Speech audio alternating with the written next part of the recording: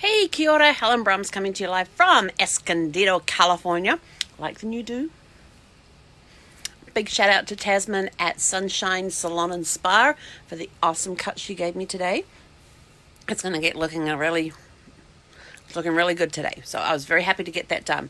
But tonight's topic, oh my gosh, I have been in the evenings when I wanted to relax. I've been going through Netflix and Amazon Prime, and on Netflix there is a program called Border Patrol, which is about the New Zealand Customs and Immigration, and they look at people coming in on flights. They're looking at packages being sent into New Zealand, all this sort of fun stuff. It just amazes me how people don't know rules before they go, or they know the rules and try to get around them. So, for example, into New Zealand, if you're taking tobacco products, you are allowed 50 single cigarettes per person. So there was one tour guide he smoked, so he gave 2 packs to each person in his tour group that didn't smoke and got found out and got them all confiscated. Declaring stuff on custom forms when you go into the country, declare. If you don't declare and you get found out, you will face hefty fines. Now, I haven't just been watching the New Zealand one. I've been watching other ones that are on there as well from different, like the one in the UK, even into the US and all that sort of stuff. And it just amazes me how people try to circumvent the system. They think, oh, if I put it in my checked bag and I don't declare it, it's going to be okay. Yeah, no. We had, a lot of them are trying, it's something simple. When you are traveling internationally, if you're not sure if you can take something into a country or not, go to that country's immigration and customs page and check out what you can and cannot bring into the country. What are the limitations of what you can and cannot bring in? For example, there was a family who had just come back from, where they come from? Germany. And they had these ceremonial daggers. The daggers got confiscated from them because you are not allowed to import daggers. But the ceremonial knives they were allowed in. So the teenager who was with them who had purchased these, he said, well, why is the knife allowed in and not the dagger? And the customs guy very, explained to him. He said, a knife is for cutting and a dagger is for stabbing. And the kid was like, oh, okay. And because it was a double-edged dagger. And then a lot of people from China are either shipping or bringing in birds' nests into New Zealand. And I was like, what the heck are these birds' nests? And apparently they're made from swallow saliva, and they're meant to be very healthy for you and all of that sort of stuff. But they can carry a lot of diseases and things as well. And so, especially in New Zealand with the horticulture and the agriculture and all that sort of stuff, big no-no, huge no-no. And these birds' nests are thousands of dollars a piece.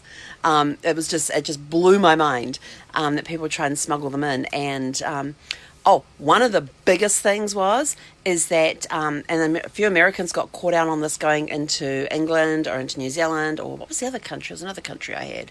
Can't remember what the other one was, besides the US. Taking in their legally obtained in the US medical marijuana. Big no-no. It doesn't matter if it's prescribed for you or not. You cannot take it in. And, just simply looking on the website, and a lot of people were put on a plane and sent back. One guy he knew he couldn't bring his medical marijuana with him to New Zealand, but he bought his marijuana grinder. Yeah, no, that got confiscated real quick. And he also got put on a plane back to the US as well. But it's just sort of like, why try and circumvent this? Because if you don't declare stuff on your forms and they find stuff in there, they give you plenty of chances. They give you so many chances. Like, as you're coming, I know from personal experience walking into New Zealand off the plane, they have so many different amnesty bins for dropping in fresh fruit and unprocessed meats and all of that sort of stuff. Making sure you declare everything on the form. If you've got food with you, even if it's candy, if it's a candy bar, declare it. It is food. I always make sure I have candy with me wherever I go, whenever I travel, because then I get to declare something, and because those that don't declare are more likely to be searched than those that do declare. and also too, when they ask you what sort of food you have, I just rattle off what I have with me, and they go, oh, that's fine. Like last time when I went down to New Zealand for my brother's birthday, the customs officer said to me, okay, he said, what type of food do you have with you? And of course, I'm travelling on my New Zealand passport into New Zealand. And I said, what? He said, what food do you have on you? I said, well, it's my brother's 50th birthday, and the only thing he wanted me to bring for him was See's Candies peppermint patties. And so I said, I have some in my checked luggage just for him. And the guy starts laughing. He says, oh, just go over there in that green lane over there. I was like, okay, thank you. And I didn't have my glasses on. I said, oh, where is it? He sort of like points, and I said, okay, thanks. So I don't have my glasses on, so I couldn't see the sign or anything. And so he points me in the right direction, and off I go. But a lot of people were bringing in food. Watching these customs people go through the bags is quite interesting. People would just have in their bags. They just peel back clothing. Here's all this food. There was one couple from, where were they from? It was an Asian. It wasn't China. It might have been Japan. And they declared that they had food with them, which was good. They declared it, which was awesome. So, of course, they then asked them what type of food they had, and they started rattling off this huge list. Well, they opened up the suitcase. The entire suitcase was full of food, and I think they left with less than half of it, because over half of it they couldn't bring into the country because it was non-commercially packed items, and of the commercially packed items they confiscated, it was products that are not allowed into New Zealand. But it's quite interesting watching a show like this. And then the drug smugglers, oh my gosh, they just crack me up. They put stuff through, they get suspected packages and they put them through the x-ray machines, and stuff will show up on there. But the x-ray machines will actually show them if there's something organic in the package. So then they take it out to the back where they can open, and this is the ones that are shipped in, so mail through the mail. And they open up things like, one of them they had, there was packs of methamphetamines tucked into those little silica gel packs. You know those little packs that you get in the bottom of new handbags and stuff, where those little silica gel packs for the moisture and all of that? They had taken out the gel and replaced it with little bags of methamphetamines. And I'm like, jeepers, they're getting crafty.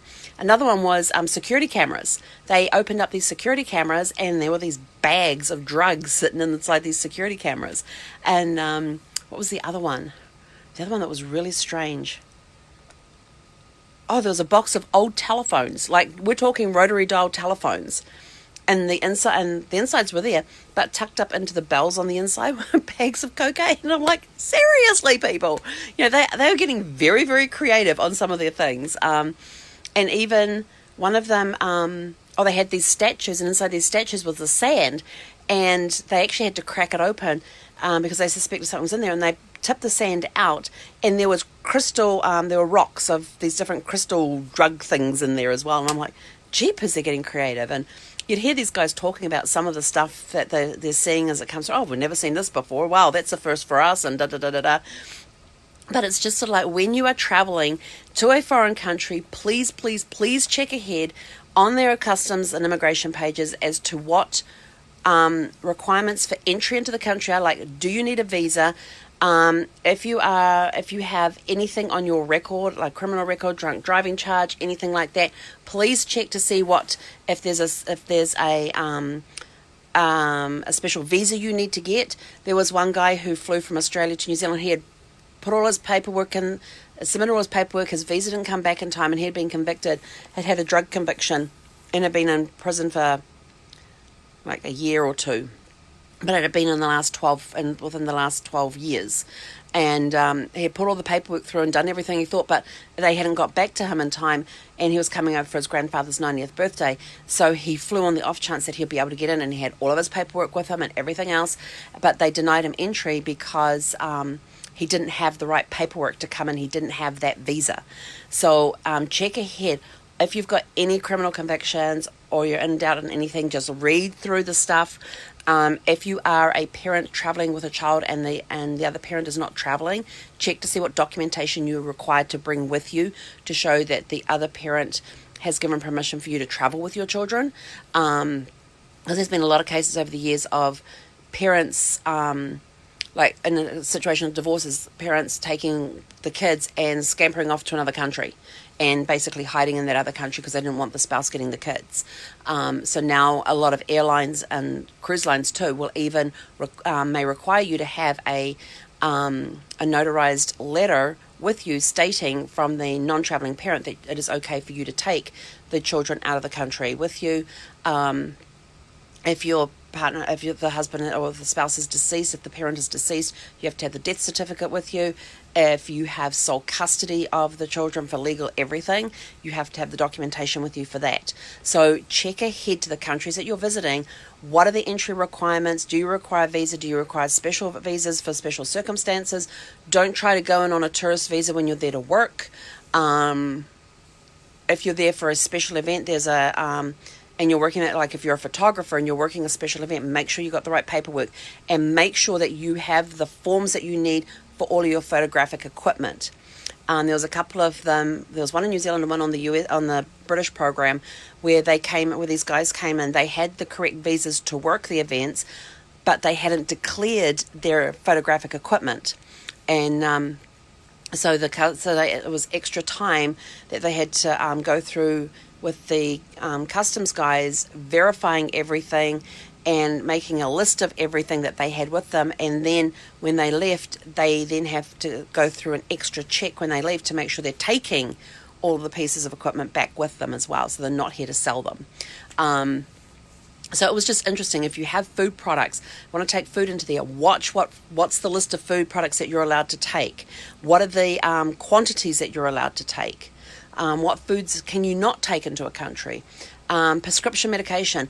Always with prescription medication, they need to be in a prescription bottle with the prescription on the outside, and you also need to have the doctor's prescription with it as well. So if you need to get any refills, you can do that as well. Check to see what prescription medications are also allowed in, because some countries have different prescription drugs classified differently as Class C drugs or Class B drugs, and you may not be able to bring that in without a prescription.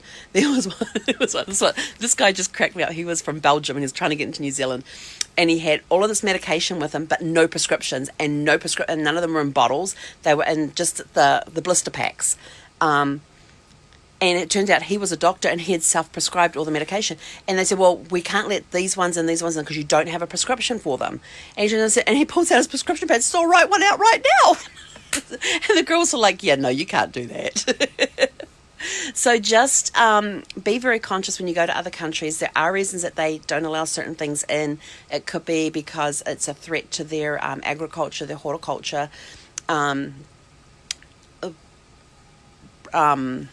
The agriculture or the horticulture. So just check ahead on that sort of stuff. If you're taking ceremonial anythings, knives, daggers or whatever, declare them. Check ahead again. Is there a certain length you can bring in? Is there certain types that aren't allowed at all? It's just a very interesting program, watching these different types of border patrol programs to seeing how people want to try and circumvent the system on, I'm only allowed to bring in 50 cigarettes or 50 grams of tobacco. How can I bring in more? One guy had 50 packs of cigarettes because he thought it was 50 packs was the limit, not 50 individual cigarettes.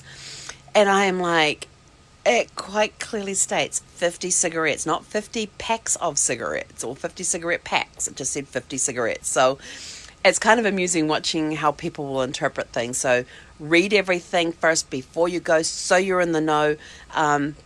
And everything should go, and declare. If you have food items with you, declare it. Go down that list, declare everything, because you will get questioned further, yes, but it can also help move you through the line a lot quicker if you do declare and you satisfy the agents with the correct answers and everything else. If you don't declare, you could end up getting back on the next plane back home, or you could end up facing hefty fines. And some guys had the option of, with the 50 packs of cigarettes, he had to pay duty on all of those that were over the 50 cigarette limit, and he didn't get to take them with him. So, know what you've got in you, make sure you pack your own bags, and all the contents of your bags as well. That's the other thing that came up across too. So like, what's in this bag? Well, I don't know, my mother packed it for me. Well, why is your mother not bringing it?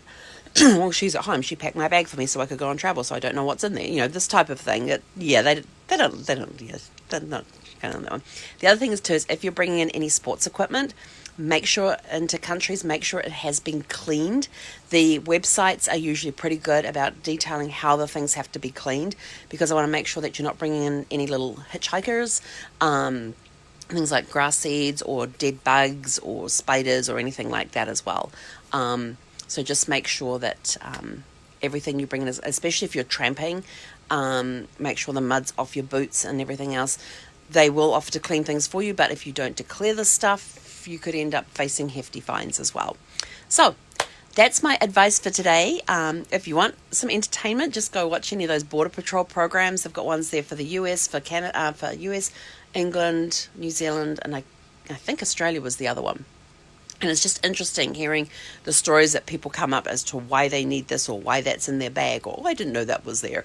And just the creative ways that people are getting of trying to smuggle stuff in as well. It's quite an eye-opener to a different side of life that you never thought about. So have a super fantastic sparkling evening. I am off to do some more crocheting and probably make a shake, because I don't think I've had dinner yet. Yeah, I need to go have dinner. So have a super fantastic sparkling evening, and we will catch you guys tomorrow. He konera.